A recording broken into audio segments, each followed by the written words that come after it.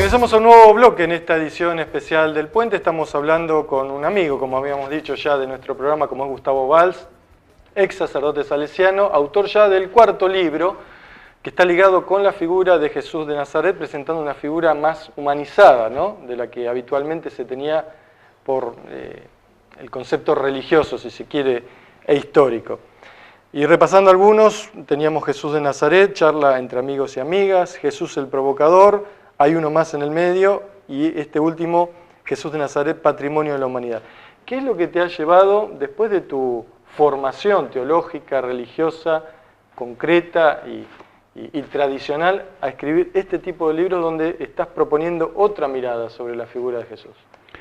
Yo tengo la convicción de que a Jesús, en la medida en que se lo divinizó, se lo alejó de su misión, que era transmitir verdades al pueblo, a la gente más sencilla, sin tanta pompa, ni boato, ni títulos, ni nada.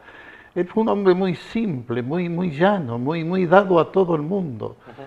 Y, como te decía anteriormente, porque veo que si las religiones cristianas, nada más, no pido más, se unieran alrededor de este Jesús de Nazaret y viviéramos estas enseñanzas de Jesús, este mensaje de igualdad, de fraternidad, de solidaridad, de libertad, yo creo que ya el mundo empezaría a cambiar. Hoy el mundo se está deshumanizando. Esta globalización nos está hablando de situaciones extremas ya. Hoy millones de seres humanos mueren en décadas por unas guerras que no tienen sentido. Y gente que son religiosas, porque son monoteístas como somos nosotros los cristianos, porque son los musulmanes, los islamistas contra los judíos, o a veces los cristianos que también intervienen. Bueno, no es de ahora este problema, ¿no? No. Es histórico. Milenario es este problema. ¿Pero por qué? Aquí está lo grave, ¿no? Que cada religión se apodera de Jesús y dice: mi Dios es el verdadero, el tuyo es el falso. Entonces no tenés derecho, el error no tiene derecho, y en nombre de mi Dios verdadero te mato. Y por eso las guerras, por eso la Inquisición, por eso todas esas cosas que han pasado y que siguen pasando en la Iglesia, es porque los dirigentes religiosos, no Dios ni Jesús, se apoderan y creen que su verdad es la verdad absoluta. Y no existe en ninguna religión la verdad absoluta. Todos tenemos verdades relativas. También, y eso lo dijo el Concilio Vaticano II, en una época la Iglesia Católica era exclusivista, es decir, decía, fuera de la Iglesia no hay salvación. En el Vaticano II, 1962 al 64, ahí se habló de pluralismo religioso. Es decir, si vos sos budista, sos hinduista, confucionista, shintoísta, judío, ateo, sos hijo de Dios. Cuando nosotros captamos esta filiación divina, yo te tengo que respetar, porque vos tenés una dignidad, la misma dignidad que tengo yo. No tengo por qué avasallarte, no tengo por qué dominarte, no tengo por qué la opresión. Jesús vino a liberarnos de esa opresión. Por eso yo estoy tan convencido de esta figura de Jesús, de estas enseñanzas, de este mensaje de Jesús, que por eso me he dedicado a eso. Y lo hago con un gusto enorme, porque por eso de amigo, yo también me siento amigo de Jesús. Y eso es lo que Él quiere, la amistad. ¿Qué es la amistad? Es reciprocidad en el afecto. Yo te aprecio a vos y vos me aprecias a mí, y vivimos en una convivencia. Y eso es lo que quiere Jesús. En la humanidad quiere esa convivencia. Si Jesús volviera a nacer en esta época, ¿volvería a los templos a patear y sacar a patadas a todos los comerciantes que estaban ahí como lo hizo en su momento? Me pones picando la pelota para patear un penal.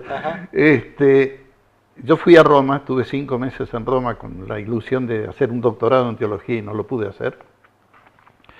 Y una vez entraba a la Basílica de San Pedro. Son 124 metros, mármol por todos lados, ves belleza, unas estatuas, está la Pietà, por ejemplo, entrando a la derecha, etc. Y ahí abajo está el tesoro, que son cosas de oro valiosísimas con piedras preciosas. Y en un momento yo me puse a pensar, el Jesús de Nazaret, ¿qué haría aquí adentro? ¿Salía disparando o a los latigazos? O a los latigazos, lo más probable, ¿no? A los latigazos. Claro. Eso no tiene razón de ser, no tiene razón de ser. Porque, fíjate vos, ya desde el nacimiento Jesús nos está provocando, por eso en un libro Jesús el Provocador. No nace en Jerusalén, no nace de una familia sacerdotal, nació en un pueblito que en ese momento tenía 600, 700 habitantes.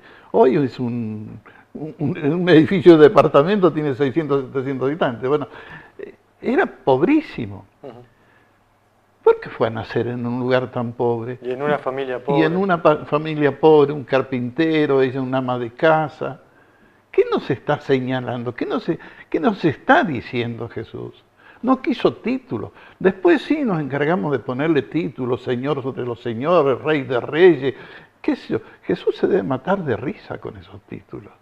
No tenía interés él. En cambio nosotros, las religiones se han empoderado, como se dice hoy, de Jesús y lo han alejado de la gente. ¿Hay más fe en estos momentos? ¿Se mantiene o ha retrocedido? La fe en Dios existe, yo te diría, casi naturalmente en el ser humano. Lo que hay menos fe cultural, es decir, de gente que va al templo. Te doy unos datos. Hace unos años, AICA, que es una agencia informativa católica argentina, sacó unas estadísticas en el Gran Buenos Aires, creo que estaba en la época de Jorge Bergoglio, y hablaba de cada 100 bautizados, 30 toman la primera comunión y el 10% va a misa el domingo. O sea, cultualmente hay una merma. Hay merma en las vocaciones sacerdotales. En mi época en Neuquén eran como 12 o 15 salesianos. Hoy hay dos. Uno en el Don Bosco y otro en San José. Pero, ¿por qué? ¿Cambiaron los tiempos? El hombre claro, tiene otras tentaciones, otros caminos que te ofrece el mundo. Hoy hay un cambio muy grande. En ese cambio está Jesús presente como hace 150 años comenzaron pastores protestantes y teólogos católicos a estudiar al Jesús histórico. Vos sabés que hay los primeros 3 siglos se habla de ese Jesús histórico, era seguimiento de Jesús, no tenía ni templo, ni sacerdote, ni nada. Después viene la Iglesia católica, llamemos, con culto, con templo, las basílicas, etcétera, comienzan en esa época. Y esto se llama el Cristo de la fe. Es decir, ya se lo hace persona de la Santísima Trinidad, segunda persona de la Santísima Trinidad, Hijo de Dios, y se le rinde culto y adoración. Jesús nunca quiso ni culto ni adoración. Claro. ¿No? Entonces, el hecho de que se haya empezado a estudiar a este Jesús histórico hizo que, primero, que Jesús nunca fue sacerdote, era profeta. No pertenecía a la casta sacerdotal de Leví. Era un hombre que se consustanció con las necesidades del pueblo. Por eso ¿por qué tiene esas reacciones en el templo? Porque el templo en ese momento era un gran negociado, que lo compartía el imperio, por eso había una guardia imperial, y lo compartían las castas sacerdotales, que eran los ricos del pueblo que vivían del templo. Bueno, mucho no varió la cosa, por lo que... Lamentablemente no. Gustavo, muchísimas gracias, porque se nos acaba el tiempo, por haber estado nuevamente con nosotros. Bueno que siga proliferando tu escritura, seguir profundizando en esta idea de acercar un Jesús más a la gente, alejarlo más de la teología, de esos estudios intrincados que tiene. Jesús no era un teólogo, nunca hizo ningún discurso sobre Dios. Y él nunca hablaba de Dios, hablaba del Padre. ¿Qué datos? Estos son datos históricos. Él siempre habló del amor al prójimo. El amor al prójimo, bueno, la fraternidad. Que la solidaridad. Un tema muy difícil para la humanidad, lamentablemente. Claro. Muchísimas gracias. No hay por qué, al contrario. Vamos a establecer aquí la última pausa comercial en esta edición especial del Puente. Ya regresamos para finalizar con este programa.